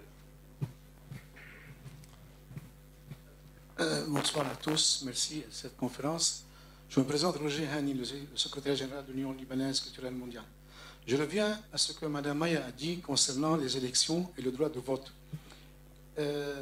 On s'est inscrit, la plupart des Libanais sont inscrits avec une pièce d'identité ou n'importe quel document, même s'il est périmé.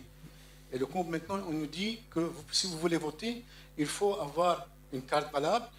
Nous sommes prêts à vous donner un passeport pour le vote seulement à 10 € ou 50 €. Donc, ce passeport doit être basé sur un document, même s'il n'est plus valable. Donc, je n'arrive pas à comprendre comment ça va se passer. Maya. Oui, ça j'ai... Non, alors je sais pas, est-ce que Maya a la réponse? Ouais. C'est une question donc très pratique, mais importante.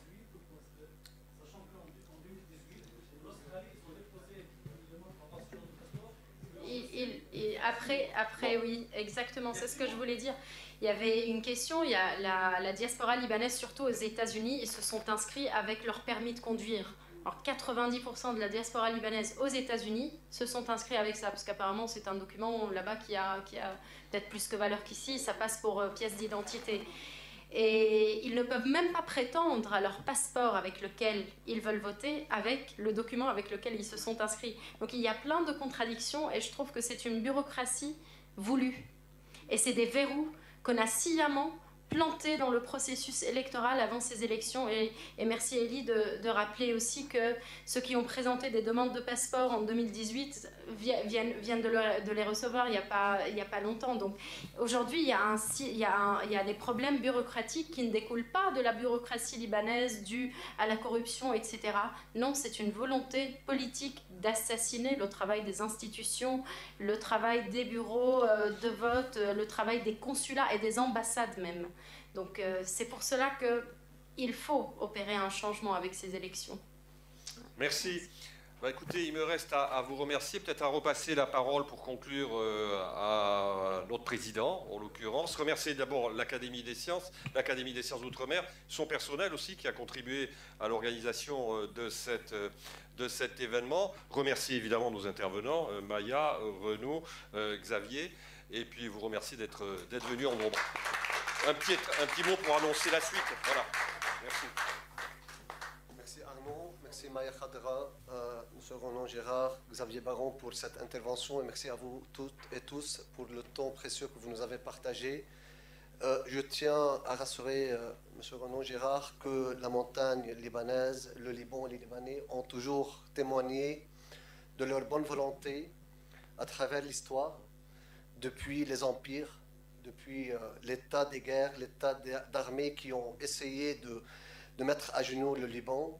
Il existera, il a existé, et il existera demain aussi des Libanais fiers, libres, souverains, qui vont toujours résister, comme aujourd'hui on peut le voir au sein peut-être de l'Ukraine, un schéma qui est parallèle à ce que nos parents et les générations qui nous ont précédés ont fait et ce que les générations futures feront.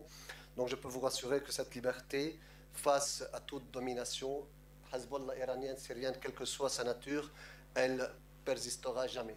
Donc je vous remercie énormément pour ça. Notre but, c'est que tous citoyens, toutes citoyennes libanaises qui se sont enregistrés, qu'ils voteront, car c'est le seul moyen aujourd'hui démocratique pour effectivement dire non.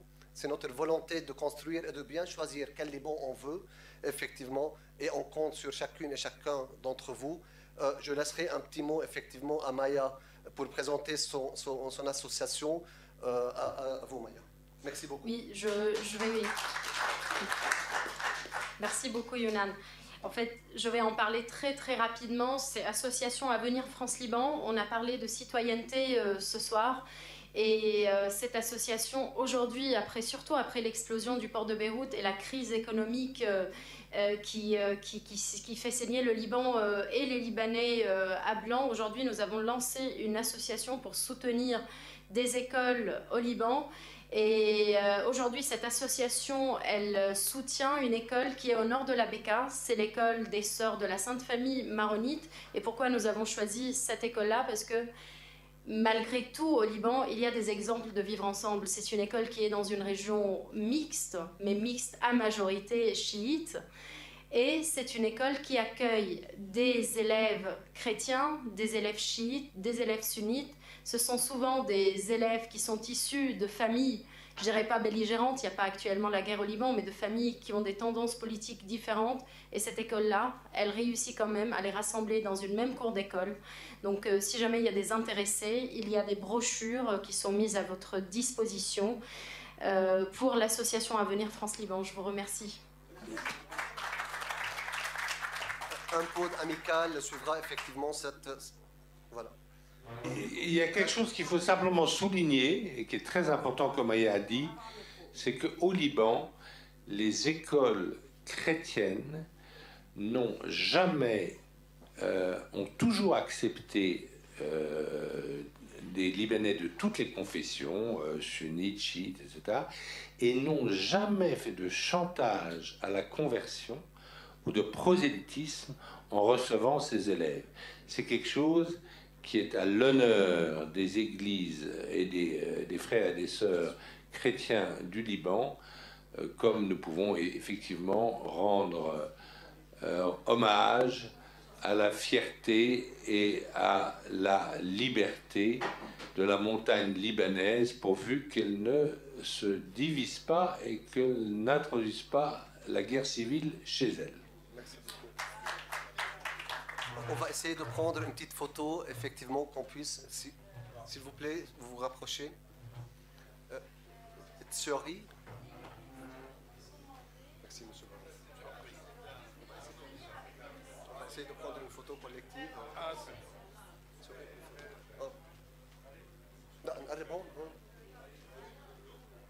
je vous invite à venir vers, effectivement, ici, afin... Oui, je pense. C'est mieux là-bas? Ok, bon. Apparemment, c'est mieux là-bas, dans la salle.